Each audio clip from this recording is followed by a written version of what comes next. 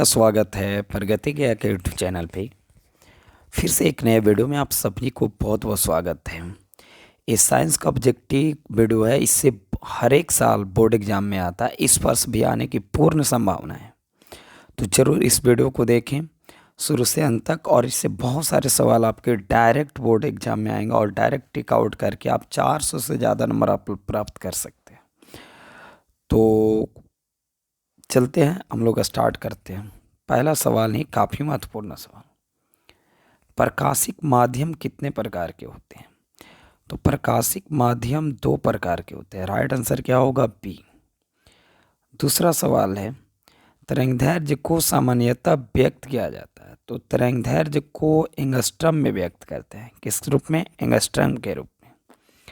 3 number सवाल है कि एक यूनिट विद्युत ऊर्जा का मान होता है। तो 1 यूनिट विद्युत ऊर्जा का मान होता है 3.6 गुने 10⁻6 जूल। तो जो भी पहली बार चैनल पे आए, चैनल को जरूर सब्सक्राइब कर ले और बेल आइकन दबाना बिल्कुल ना भूलें। चलिए नेक्स्ट सवाल 4 पे हम लोग चलते हैं। खिलौना में किस सेल का उपयोग किया जाता है? किस बैटरी का उपयोग किया जाता है? तो खिलौना में जो है सूखा सेल का प्रयोग किया जाता है। किसका यूज किया जाता है? सूखा सेल। चलिए सवाल नंबर हम लोग चल रहे हैं 5 के ऊपर। सभी जीव जंतुओं के लिए ऊर्जा का अंतिम स्रोत कौन है? तो ऊर्जा का अंतिम स्रोत जो होता है वो सूर्य होता है। राइट आंसर क्या होगा? सी होगा। किसी लेंस की फोकस दूरी एफ और वक्रता त्रिज्या आर में क्या संबंध है? यहाँ लेंस नहीं होगा, यहाँ दर्पण होगा।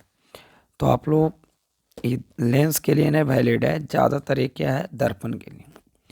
तो दर्पण की फोकस दूरी एफ और वक्रता त्रिज्या आर में क्या संबंध है? तो आप लोग जानते हैं आर बराबर 2f होता है। तो एफ बराबर क्या होगा? r/2। तो 5 का राइट आंसर जो होगा वो पी होगा। 6 का राइट आंसर जो होगा वो बी होगा। 7 पे चलते हैं, बहुत इंपॉर्टेंट सवाल। निम्न में से किस माध्यम का अपवर्तनांक सबसे अधिक होता है? तो हीरा का अपवर्तनांक सबसे अधिक होता है। अब एक सवाल आ रहा है जो कि काफी महत्वपूर्ण है। सामान्य दृष्टि के लिए सुस्पष्ट दृष्टि की अल्पतम दूरी या तो न्यूनतम दूरी कितना होता है? 25 सेंटीमीटर होता है। कितने सेंटीमीटर? 25 सेंटीमीटर। ये निश्चित आप याद कर लीजिए कि सामान्य दृष्टि के लिए न्यूनतम दूरी कम से कम कितना चाहिए? 25 सेंटीमीटर। सवाल नंबर 9 पे हम लोग आ रहे हैं। श्वेत प्रकाश का कौन सा रंग किसी प्रिज्म से गुजरने के पश्चात सबसे कम झुकता है? सबसे ज़्यादा झुकता कौन है? बैगनी। और सबसे कम झुकता कौन है? लाल। इसलिए राइट आंसर क्या होगा? लाल। क्योंकि हम लोग को पूछा है कि सबसे कम कौन झुकता है, तो लाल। अगला सवाल 10 नंबर। निकट दृष्टि दोष को किस लेंस के उपयोग के द्वारा संशोधित किया जा सकता है? तो देखिए, निकट दृष्टि दोष को संशोधित करना है तो उसके लिए आपको अवतल लेंस का चश्मा लगाना होगा। कौन सा लेंस? अवतल। Right answer A. 11 के ऊपर चल रहे हैं हम लोग। लिख रहा है, देखिए, वैद्युत प्रतिरोधकता निर्भर करता है चालक की लंबाई पर, चालक के अनुप्रस्थ काट पर, चालक के पदार्थ की प्रकृति पर, इनमें से सभी। तो राइट आंसर क्या होगा? डी, इनमें से सभी। अगला सवाल जो है, विद्युत शक्ति का एसआई मात्रक होता है। तो आपको पता है कि विद्युत शक्ति का एसआई मात्रक क्या होता है? वाट। क्या होता है? वाट। नेक्स्ट सवाल चल रहे हैं 13 नंबर पे। काकरा पार नाभिकीय विद्युत संयंत्र किस राज्य में स्थित है? तो यह जो है गुजरात में। राइट आंसर क्या होगा? ए। सवाल नंबर हम लोग 14 पे चल रहे हैं। 14 पे जो कि काफ़ी महत्वपूर्ण सवाल है, इसलिए वीडियो में लास्ट तक बने रहें। एक से बढ़कर एक सवाल आएगा जो कि आपके बोर्ड एग्जाम में डायरेक्ट लड़ेगा। निम्न में से कौन सा कथन सत्य नहीं है? विद्युत यंत्र वैद्युत चुम्बकीय प्रकीर्णन पर कार्य करता है। तो ये तो पक्का है कि जो डायनेमो होता है विद्युत चुम्बकीय प्रेरण पर कार्य करता है। अगला, विद्युत मोटर विद्युत ऊर्जा को यांत्रिक ऊर्जा में बदलता है। ये भी सही है, ये भी सही है। चुंबकीय बल रेखाएं परस्पर नहीं काटती, ये भी सही है। लेकिन ये गलत लिख रहा है, हरे विद्युत रोधन वाला तार प्राय विद्युमय तय होता है, ये गलत बात है। इसलिए इसका आंसर क्या होगा, डी होगा। सवाल नंबर हम लोग चल रहे हैं 15 के ऊपर। फ्लेमिंग के वाम हस्त नियम में बायां हाथ का मध्यमा अंगुली संकेत करती है। क्या संकेत करती है भाई? तो माध्यमा जो उंगली है वो संकेत करती है चालक में प्रवाहित विद्युत धारा की दिशा। सवाल नंबर 16 पे हम लोग चल रहे हैं। चुंबक के भीतर चुंबकीय क्षेत्र रेखाओं की दिशा क्या होती है? देखिए, बहुत ही प्यारा सा सवाल है, आप लोग एकदम ध्यानपूर्वक देखने का प्रयास कीजिए और ऐसे सवाल को बिल्कुल आप नज़रअंदाज ना करें।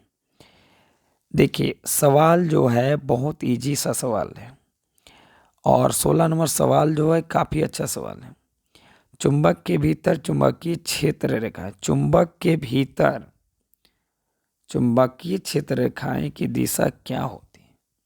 चुंबक के भीतर बोल रहा है तो दक्षिणी ध्रुव से उत्तरी ध्रुव, लेकिन चुंबक कर के बाहर क्या होता है, उत्तर से दक्षिण जाता है, इसलिए राइट आंसर बी होगा। सवाल नंबर 17 पे आ रहे हैं। नाभिकीय ऊर्जा का स्रोत निम्न में से कौन सा है? तो इसका राइट आंसर क्या होगा, ए यूरेनियम। अगला सवाल है 18, जिप्सम का रासायनिक सूत्र क्या है? तो जिप्सम का रासायनिक सूत्र जो होता है CaSO4 N2 2H2O। अगला सवाल जो है क्लोरीन की परमाणु संख्या क्या है? तो पता है कि क्लोरीन की परमाणु संख्या क्या होती है, 17 होती है और संकेत क्या होता है, Cl होता है। नेक्स्ट सवाल 20 के ऊपर, सामान्यतः एल्कोहल को क्या कहा जाता है? तो सामान्यतः एल्कोहल को एथेनॉल बोली, एथेनॉल को क्या बोला जाता है, एल्कोहल। राइट आंसर क्या होगा, 20 का ए होगा। नेक्स्ट पे हम लोग चलते हैं, कली चूना का रासायनिक सूत्र क्या है? तो कली चूना का रासायनिक सूत्र है CaO। क्या है, CaO। बिल्कुल रट लो मेरे दोस्त, काफ़ी महत्वपूर्ण सवाल कराया जा रहा है। सवाल नंबर 22, जल के वैद्युत अपघटन में कैथोड पर कौन सा गैस मुक्त होती है? तो कैथोड पर जो है वो हाइड्रोजन गैस और एनोड पर ऑक्सीजन गैस। अगला है बेकिंग सोडा का रासायनिक सूत्र है। बेकिंग सोडा का रासायनिक सूत्र जो होता है वो NaHCO3, NaHCO3। नेक्स्ट सवाल हम लोग चल रहे हैं, वो है 24, कौन सा पदार्थ नीले लिटमस पत्र को लाल कर देता है? तो आपको पता है कि इसके लिए ट्रिक है अनिल। क्या है, अनिल। तो अम्ल जो है नीले लिटमस पत्र को लाल कर देता है, इसलिए राइट आंसर क्या होगा, ए। नेक्स्ट सवाल पे हम लोग चल रहे हैं, मिल्क ऑफ मैग्नीशिया का पीएच मान कितना होता है? तो मिल्क ऑफ मैग्नीशिया का पीएच मान 10.5 होता है। Right answer D.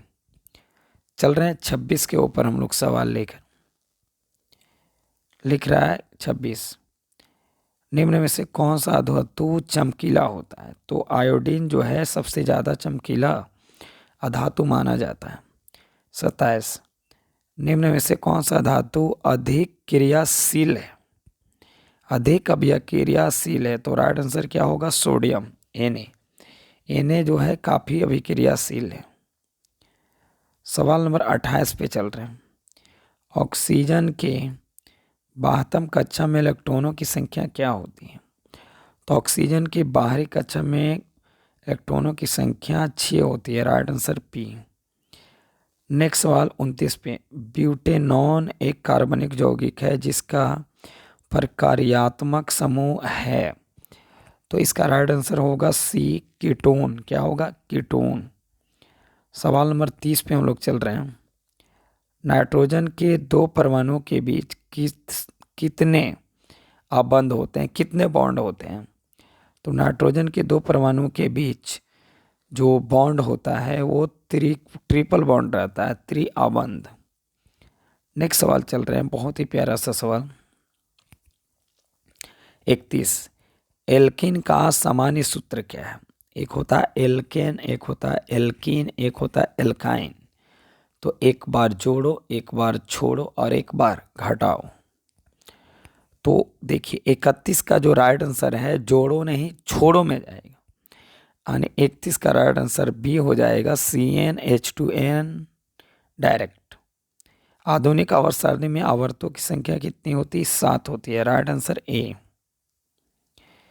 सवाल नंबर हम लोग देखिए अगले पे चल रहे हैं, 33 नंबर सवाल पे आ गए।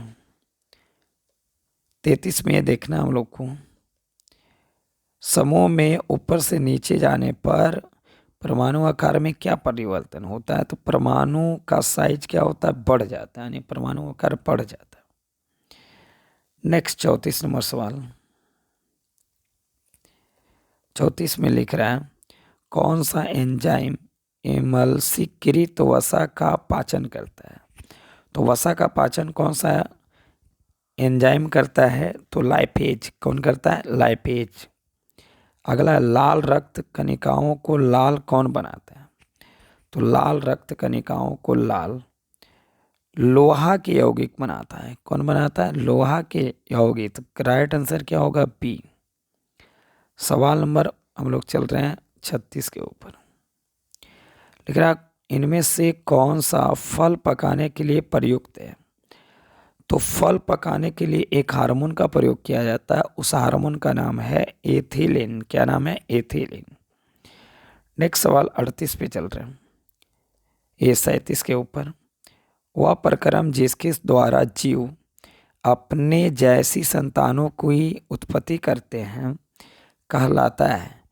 तो वे जो कहलाता है जनन, या जो जय प्रक्रम है इसको क्या कहते हैं? जनन। अगला सवाल है 38, सामान्य परकुंचन रक्तदाब होता है। तो आपको पता है कि हमारा बीपी जो है 120 बाई क्या होता है? 80 mmHg। तो 38 का जो राइट आंसर होगा वो सी होगा।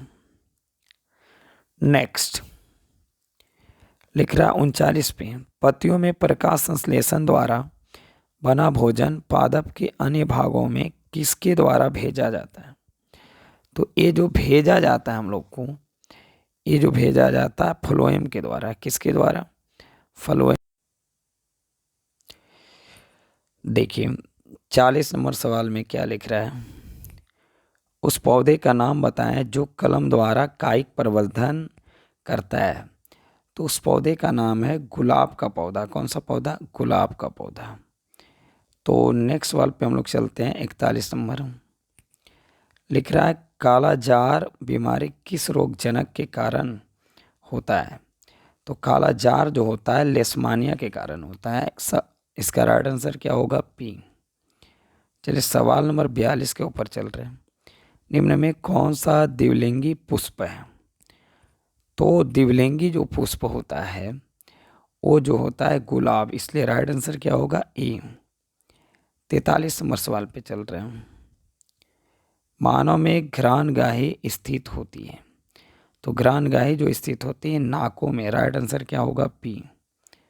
सवाल नंबर 44, हमारे शरीर की सभी ऐच्छिक क्रियाएं नियंत्रित होती है। तो हमारे शरीर की सभी ऐच्छिक क्रियाएं जो नियंत्रित होती है वो अनुमस्तिष्क से। किसके द्वारा? अनुमस्तिष्क से। नेक्स्ट 45 नंबर, जंतुओं में वृद्धि हार्मोन स्रावित होता है। कहाँ से होता है? तो वो पीयूष ग्रंथि से। 45 का राइट आंसर क्या होगा? ए। ये सवाल काफ़ी महत्वपूर्ण है। 46 नंबर, अनुवांशिकता का सिद्धांत किसने प्रतिपादित किया? तो ये जो प्रतिपादित किया था Gregor Johan Mendel. Right answer क्या होगा? ए। चलो 47 नंबर पे सवाल हम लोग चल रहे हैं, स्त्रियों में लिंगसूत्र या गुणसूत्र क्या होते हैं? तो स्त्रियों में जो गुणसूत्र होता है डबल एक्स यानी XX होता है। 48 नंबर सवाल पे, निम्न में से कौन जैव निम्नकरणीय कचरा है? तो जैव निम्नलिखित कचरा जो है वो टिश्यू पेपर। राइट आंसर क्या है? डी।